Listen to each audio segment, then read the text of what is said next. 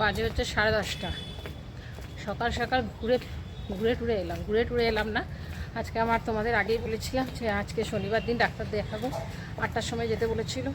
আমি 7:30টায় বেরিয়ে গেছিলাম, ডাক্তার দেখিয়ে ফিরছি। তার মধ্যে টোটাল বাজার টাজার করে সব কিছু করে নিয়ে তারপরে ফিরছি।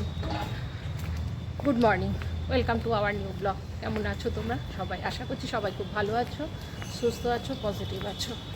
চলো, আজকে বাইরে থেকে ভেবেছিলাম ভিডিওটা অন করবো না আজকে ভিডিও বললাম না, যখন তাড়াতাড়ি হয়ে গেছে সেই জন্য আমি যাবার আগে না শুরু করিনি ভিডিওটা, যে যদি ওখানে বেশি দেরি হয়ে যায় তাহলে আর ভিডিওটা আজকে স্কিপ করবো না, সেটাই চিন্তা ভাবনা করে গেছিলাম। যখন হয়েই গেছে তখন শুরু করলাম। চলো আগে ভেতরে যাই ঘরে, তারপরে কথা বলছি। সময় হাঁপাচ্ছি, তার মধ্যে আসলে এই সবজি টবজি নিয়ে যেন আরও ওয়েট বেড়ে গেছে।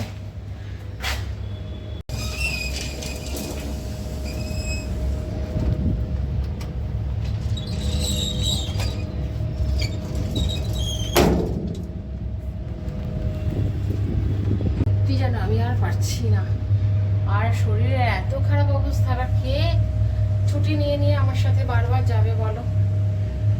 ওই জন্য অসুবিধা হয়ে যাচ্ছে আরো বেশি।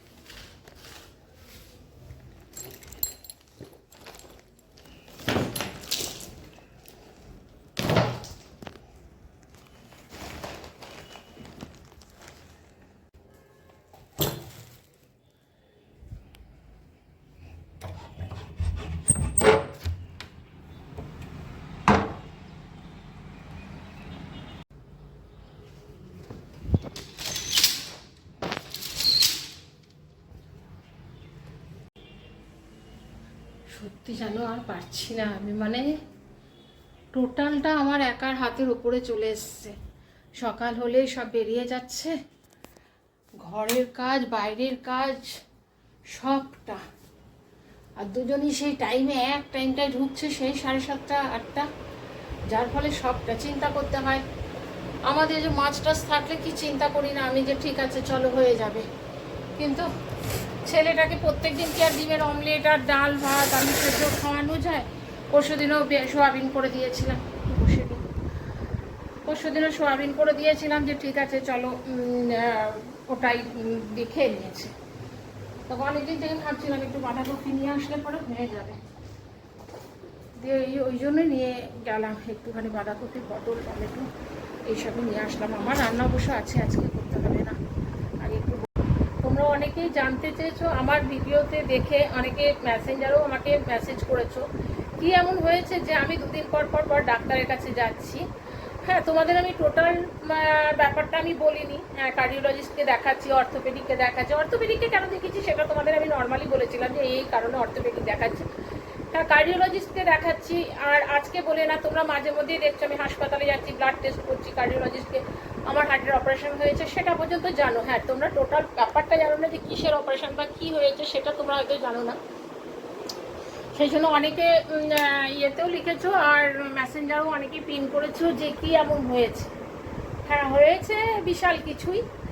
তো হ্যাঁ, আমাকে দেখে তোমরা বুঝতে পারো না যে হ্যাঁ আমার এত বড় ভেতরে একটা বিশাল একটা রোগ হয়ে আছে। এটা আজকের নয়, এটা আমার ধরো প্রথম অপারেশন হয়েছিল আমার 92-এ, তখন আমি অনেকটাই ছোট। তো যাই হোক, তোমাদের আজকে সমস্ত ক্লিয়ারলি বলে দেবো যে কি ব্যাপারটা আর কেন আমি যাচ্ছি বারবার। মানে প্রত্যেক মাসে তার এমনও দিন যায় যে আমি সপ্তাহেও যাই আমি ব্লাড টেস্ট করাতে। তো আজকে আমি ব্লাড টেস্ট করাতে যাইনি। তোমরা অনেক দিন থেকে দেখছো আমার চোখ মুখ প্রচণ্ড ফুলে যাচ্ছে, এখনও তোমরা বুঝতে পারছো কিনা জানি না, আমার চোখ মুখ কিন্তু খুব খোলা। তো যাই হোক, এইসব কারণেই যাওয়া আসা করছি, দেখা যাক কি হয়। আর শরীর খারাপটা তো আর কারো হাতে নেই, ডাক্তার দেখাচ্ছি। আজকে কি বললো আর কি আমার হয়েছে সেটা তোমাদের আজকে সবটাই বলবো। পাউডার খেয়ে গেছে, বাইরে রেখে দিয়েছি, যে ফ্রিজে ঢুকিয়ে দিয়ে আমার গ্যাসটাও বন্ধ করে গেছিলাম, এত মেঘ ডাকছিল তখন। ফ্রিজে মাছ টাছ রয়েছে, কিছু করতে ইচ্ছে করছে না, সেই থেকে শুয়েই আছে জানো। এখন চান করবো, এমনি সব হয়ে গেছে, কটা বাসন আছে মাজবো, চান করবো আর পুজো দেবো। আজকে আর করবো না বাঁধাকপি, আর কালকে করবো। বাঁধাকপি, লেবু, রসুন, টমেটো আর কি পটল আর কুমড়ো।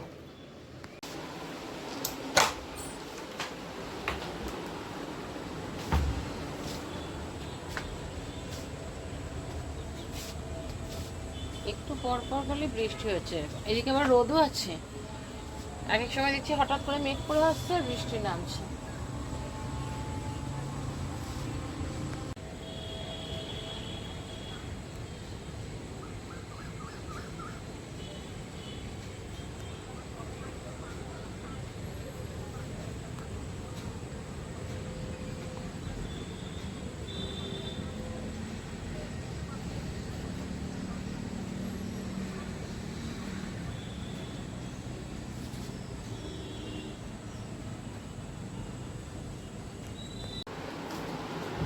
আজকে দুপুরবেলায় তোমাদের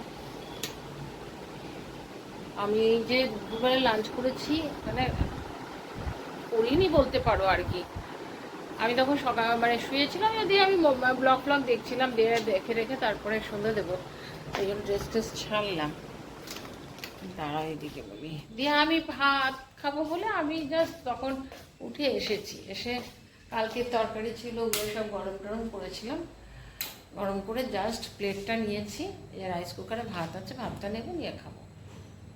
প্লেটটা নিয়ে এখানে এসছি, দিয়ে দেখছি খুব কান্নার আওয়াজ বলতে সেই কেউ মারা গেলে যেরকম ভাবে কাঁদে সেই রকম টাইপের, মানে মাগো বাবাগো এরকম একটা কিছু, বুঝতে পারছি এদিক থেকে।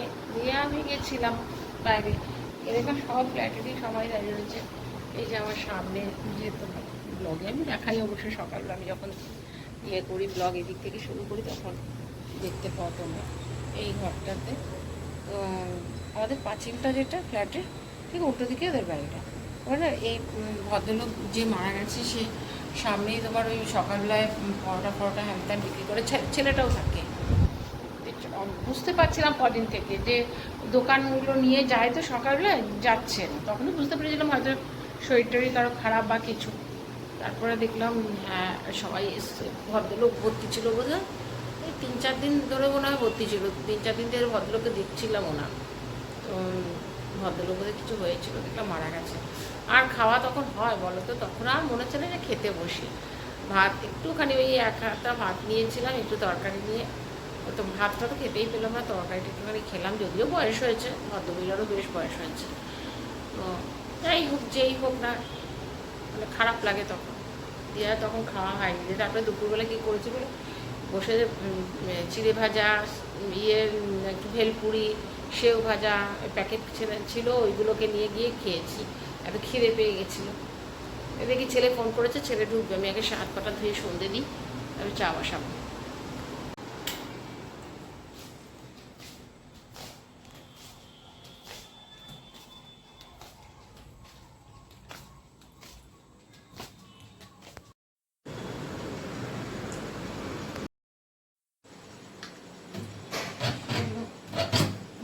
একটু গরম করে নিলাম, একদম খেতে ইচ্ছা করছে, আমি সমানে হাই হয়ে যাচ্ছি, এত ঘুম পাচ্ছে, খেতে ইচ্ছে করছে। ওষুধগুলো খাবো, একটুখানি ভাত দিয়ে, একটু এই তরকারিটা আছে ওইটা দিয়ে একটুখানি মুখে দেবো।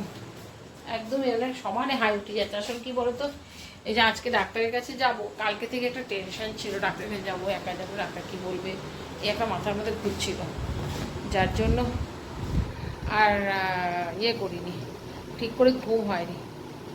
চলো ডিনারটা কমপ্লিট করি, আর ভিডিওটা আমি এখানেই এড করছি। আশা করছি যদি তোমাদের ভালো লেগেছে তাহলে তোমরা এই পর্যন্ত ভিডিওটা দেখেছো, আর যদি এই পর্যন্ত ভিডিওটা দেখে থাকো তাহলে প্লিজ তোমরা লাইক কমেন্ট শেয়ার সাবস্ক্রাইব করো। তোমরা ভালো থেকো, সুস্থ থেকো, নেক্সট ব্লগে আবার দেখা হবে, ততক্ষণ পর্যন্ত টাটা।